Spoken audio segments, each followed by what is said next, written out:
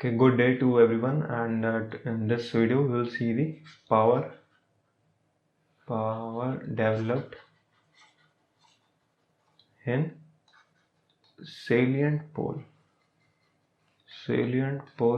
synchronous machine.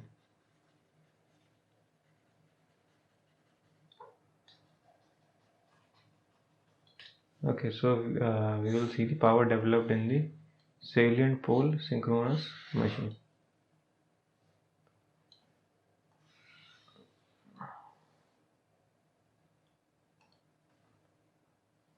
So power developed in the salient pole synchronous machine we have to find out. Yeah. See, I hope you know the meaning of the salient pole. That is in the machine in which the poles are protruded out, like it looks like some projections from the surface. Okay. See, there is a lot of derivations in this, but if you remember the formula and you know what part of formula what it is, then you can easily understand. See, one basic concept that you should you should keep in your mind. See, all the problem arises due to the irregular non-uniform distribution of the flux in the air gap between the rotor and the stator. Because see, in the salient pole, what I am saying is the poles are in this fashion. Okay, there should be here also, and this is your stator. So see, this is the air gap. See, here the air gap is large, here the air gap is less.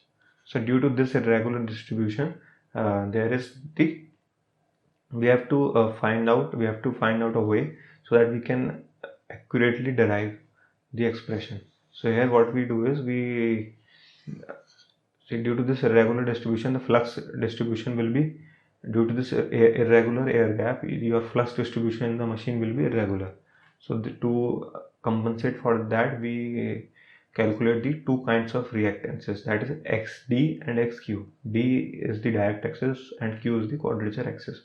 Okay, so that part we will discuss in some other video. So in this video I will show you the formula, and you just remember this formula and you should know what this formula is telling. So it is EV by XT sine delta, delta is the load angle, plus V square by 2 1 upon XQ minus 1 upon XT, okay, into sine 2 delta. Okay, so this is the power developed by the synchronous machine, and the thing that you should remember is, see, this is the electromagnetic power. Okay, so this term represents the electromagnetic power. Okay, and your this term represents the reluctance power.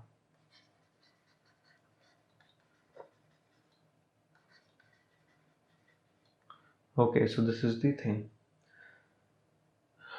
Okay, and for the cylindrical rotor, your this xt is equal to xq is equal to xs. Okay, so for cylindrical rotor, this term will automatically goes to 0. Okay, so that is the main thing. See, now what is happening is, see, okay, with this curve it might be clear to you.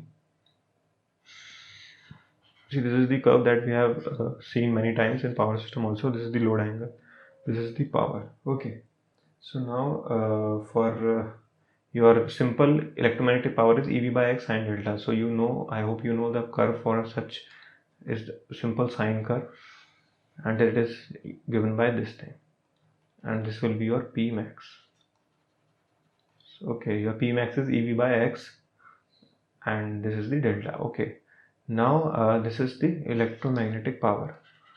Okay, electromagnetic power. Okay, now you also have this term. Okay, so what you do is you plot this. This is also a sine curve.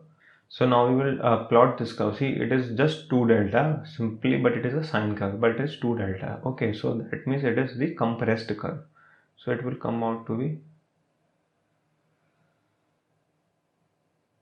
in this fashion.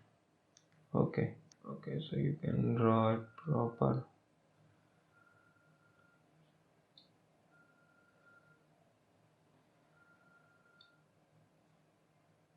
So this represents your reluctance power. Okay, so on adding these two curves, you get your the power developed by the salient pole machine. Okay, so on adding these two curves, what you will get is you will get this curve. See here, these two will add, so you will get something like,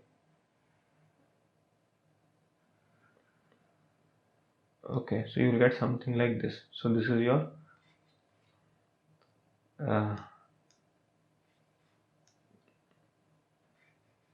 this thing. Okay, so what you can observe one thing from this curve also, that the even if the excitation is removed, the machine continues to supply power due to its reluctance.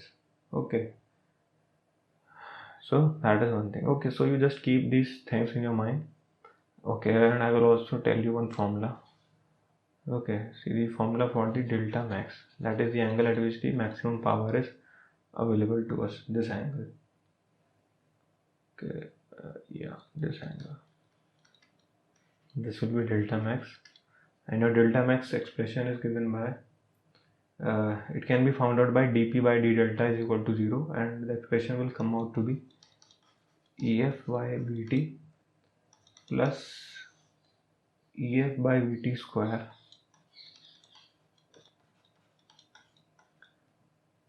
plus 8xt by x cube minus 1 whole square divided by 4xt